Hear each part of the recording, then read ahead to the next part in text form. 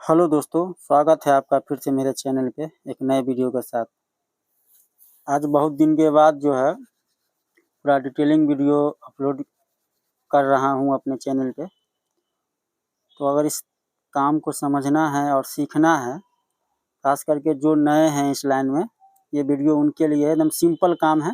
हल्दी और मेहंदी का काम है, ठीक है ना। क्योंकि आप लोग अभी मालूम है कि हिंदू का तो अभी लगन चल नहीं रहा है, तो मुस्लिम का तो काम आया था, उसी का काम है ये हल्दी और मेहंदी का।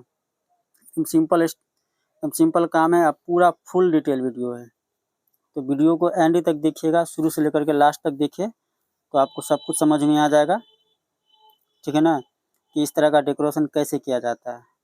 इसका पूरा साइज मैं आपको वीडियो के एंड में दे दूंगा। स्टेज का क्या साइज है, पाटा पिलर जो उसमें लगाया गया है या लगाया जाएगा, उसका क्या साइज है। तो वीडियो को एंड तक देखिए, तो आपको सब कुछ अपने आप समझ में आ जाएगा। और अगर मेरे चैनल पर नए हैं तो चैनल को सब्सक्राइब करें या बेल आइकन को दबाना ना भूलें। क्योंकि आप लोगों को मालूम है कि वेडिंग फ्लावर लाइन से हम वीडियो लाते रहते हैं, और आप लोग चाहते हैं कि जो भी वीडियो हम अपलोड करें, चाहे वो फाइनल हो या डिटेलिंग वीडियो हो, उसका नोटिफिकेशन सबसे पहले आप तक पहुंचे। तो चैनल को सब्सक्राइब करने के बाद बेल आइकन को दबाना ना भूलिएगा, ठीक है। बेल आइकन को दबाने के बाद उसको ऑल कर दीजिएगा। उसके बाद हम जो भी वीडियो अपलोड करेंगे उसका नोटिफिकेशन सबसे पहले आप तक पहुँच जाएगा। बात को समझ गए। स्टेज का साइज आप समझ ही लीजिए कि स्टेज का साइज कितना है। फिलहाल अभी जो स्टेज का जो साइज लगाया जा रहा है, उसका साइज है 12x7। 12x7 का कहने का मतलब है कि 12 फीट इसका चौड़ाई है और 7 फीट जो है ना इसका लंबाई है, ठीक है।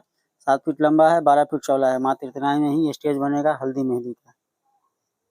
मुस्लिम का है तो मुस्लिम में ज़्यादा कुछ होता नहीं है, होता है लेकिन हर कोई नहीं करवाता है। हिंदू मुस्लिम सेम है, कोई कोई हिंदू में भी ज़्यादा काम होता है, कोई कोई हिंदू में भी कम काम होता है, इसी हिसाब से मुस्लिम में भी है। तो स्टेज तो आप देख ही लिए हैं कि स्टेज को कैसे सेटिंग किया गया है। फ्रेम जो है 7x6 का है। एगो फ्रेम का साइज है 7x6, 7 फीट लंबा 6 फीट चौड़ा, ठीक है। उसको उल्टा कर दिया गया है, 7 फीट लंबा कर दिया गया है, चौड़ा को 6 फीट की जो चौड़ाई में लगा दिया गया, तो 6 दूना 12 फीट हो गया। ऐसा ही दोनों का फ्रेम का साइज एक ही हो गया, 7x6। उसको 12x7 में लगाया गया है। प्लाई अगर आपके पास अवेलेबल है प्लाई लगाइए, तख्ता अगर अवेलेबल है तख्ता लगाइए। मेरे कहने का मतलब है कि अगर आप प्लाई रखना चाहते हैं प्लाई भी रख सकते हैं, जैसे कि इसमें प्लाई लगाया जा रहा है अभी। तो प्लाई लगाने में क्या होगा कि प्लाई आपको एगो स्टेज में 2 ठो प्लाई लग गया, 2 ठो स्टेज में 4 गो प्लाई लगेगा। अगर ये आप तख्ता देते हैं पार्ट बाय पार्ट, तख्ता अगर रखते हैं सिंगल सिंगल, तो कम से कम 12-15 गो तख्ता लग जाता है, ठीक है ना। उसमें ज़्यादा तख्ता हो गया तो गाड़ी में भी इंगेज करेगा जगह। और प्लाई में इस प्लाई रखने से मतलब फ़ायदा इसका है कि आपको ज़्यादा जगह इंगेज नहीं करता है गाड़ी में, समझ गए ना। मात्र 4 गो प्लाई लगा, 2 पार्ट स्टेज में। तो जो भी प्लाई लेना है, जैसे कि मान के चलिए 7 फीट इसका चौड़ाई है, तो 7 फीट का प्लाई आता है, 6 फीट का भी प्लाई आता है। जैसा भी प्लाई आपको लेना है ले सकते हैं।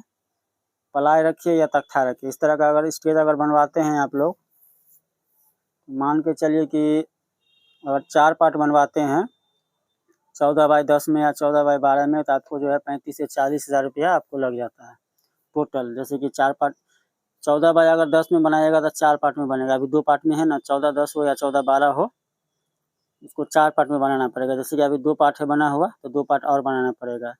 उसमें प्लाई लगा करके जो पाइप लगा हुआ सो पाइप लगा, मतलब पूरा फाइनल करके आपको जो है सीढ़ी तीरी सब लगा हुआ करके आपको जो है वही लमसम 35 से 40 हज़ार रुपया आपका खर्चा हो जाएगा, ठीक है। स्टेज का जो सेटिंग का स्टेज है उसका समझ गए कि उसमें कैसे क्या करना है नहीं करना है। उतना अगर बनाते हैं तो उसका आधा समझ लीजिए। मान के चलिए कि इसमें 2 गो लगल है, तो 2 गो का अगर 2 गो बनाइएगा तो उसका आधा रख लीजिए। अगर 20 हज़ार उसमें 40 हज़ार लगता है तो इसमें 20 हज़ार लगेगा। लेकिन मैक्सिमम 4 गो रखना ही है, चूँकि हल्दी मेहंदी में 2 पार्ट चल जाता है। शादी ब्याह में अगर लगाते हैं तो कम से कम जो 14x12 का या 14x10 का स्टेज लगेगा ही लगेगा। तो उसमें हल्दी मेहंदी का काम है, तो इसमें इसलिए जो है देख लीजिए पाटा में ग्रास लगा हुआ पहले से, इसको ग्रास कहा जाता है। इसको देख हरा हरा तो देख रहे नहीं, ये ग्रास हुआ।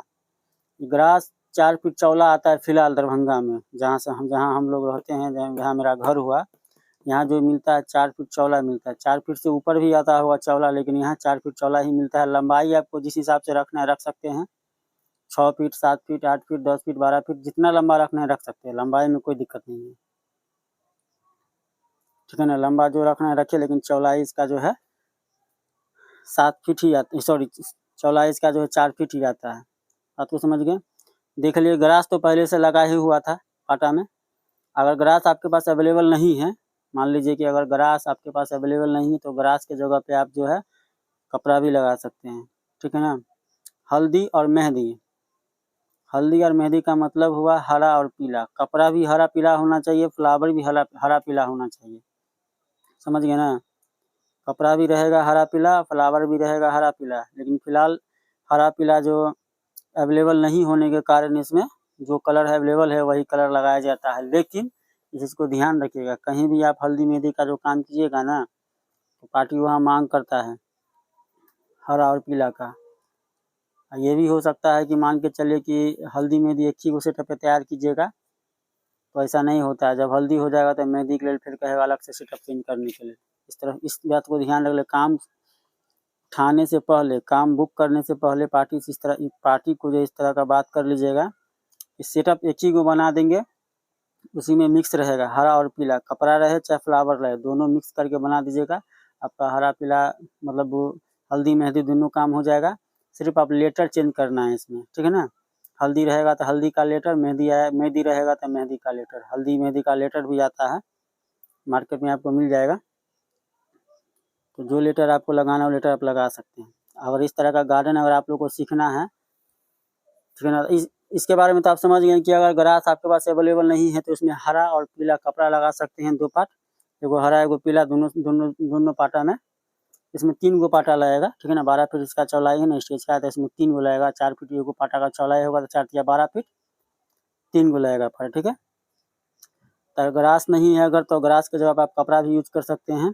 और अगर फ्लावर में जैसे कि अभी लीची पत्ता ऑर्किड का काम हो रहा है, अगर लीची पत्ता ऑर्किड नहीं है तो जो फ्लावर आपके पास अवेलेबल है, जैसे कार्नेशन हुआ, ठीक है ना, जो नए नए हैं वो पहले कार्नेशन ही यूज करते हैं, तो कार्नेशन है तो कार्नेशन भी आप यूज कर सकते हैं।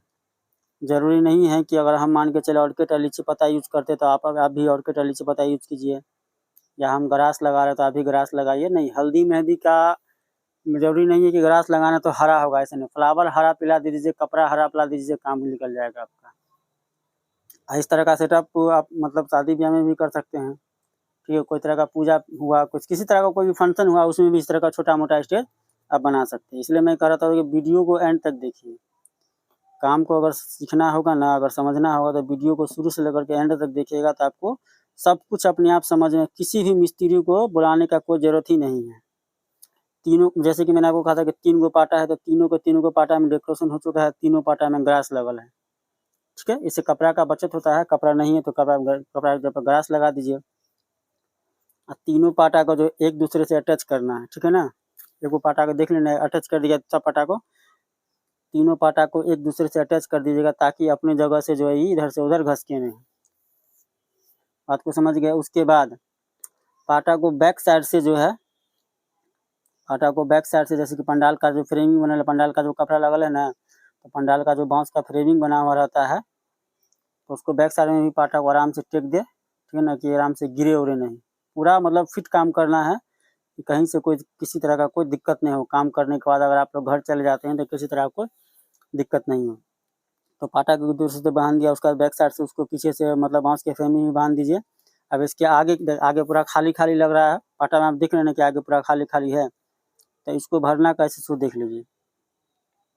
एक तो फ्रेमिंग जो बन रहा है तो उसको देख लीजिए फ्रेमिंग कैसे बन रहा है। 8x5 का फ्रेमिंग है, बात को समझ लीजिए। मेरा 8x6 समझ लीजिए इसको, 8x5 नहीं 8x6 ही समझ लीजिए इसको, क्योंकि 5 फीट का जो पिलर खड़ा है ना, खड़ा जो किया गया था वो 5 फीट है, और जिसके ऊपर बांधा गया था वो 8 फीट है। तो उस पर तो बांधा गया है तो पहले से वो 10 इंची है, 5 फीट वो हो गया, तो मोटा मोटी 6 फीट तो होइएगा, 2 इंची कम में 6 फीट हो गया। तो 6x8 का वो फ्रेमिंग बना। इसमें कपड़ा कैसे लगाना है सो आप देख ही रहे कपड़ा कैसे लग रहा है।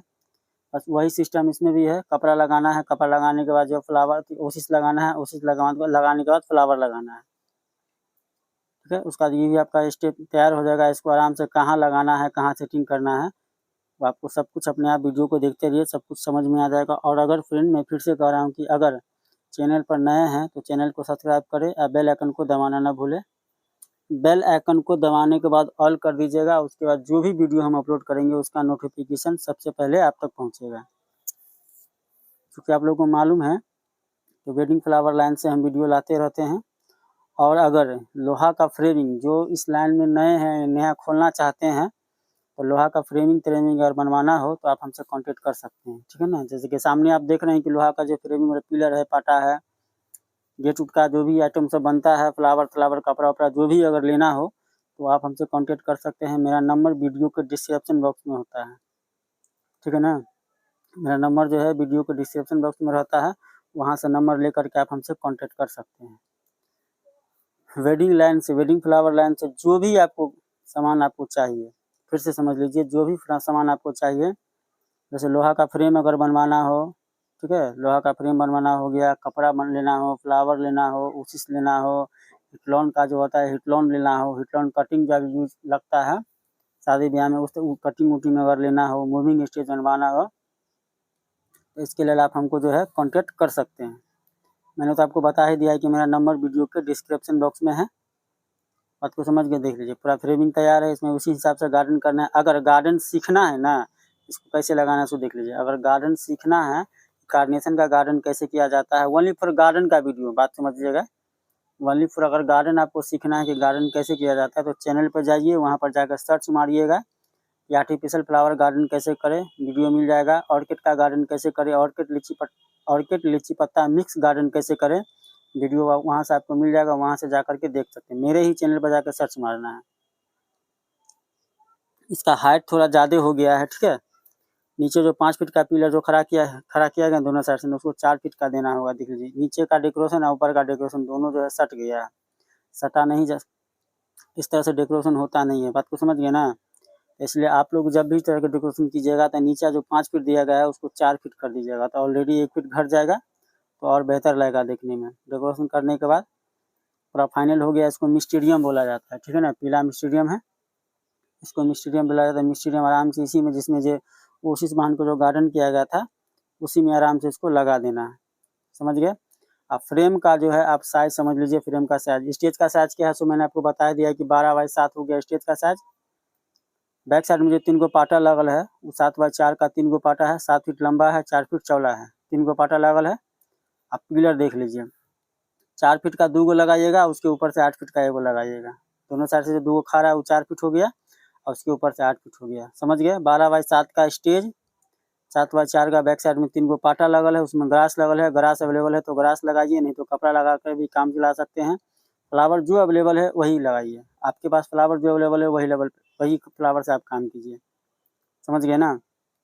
तो पूरा समझ गए इसका जो मतलब साइज क्या है, ठीक है, स्टेज का साइज क्या है, फ्रेम का साइज क्या है।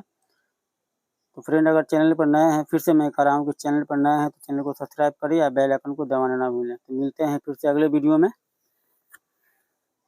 इसी तरह का वीडियो मैं लाते रहूँगा, पूरा डिटेलिंग हो या फाइनल वीडियो जो भी हो, इस तरह का वीडियो मैं लाता रहूँगा। तो चैनल पे बने रहिएगा, मिलते हैं।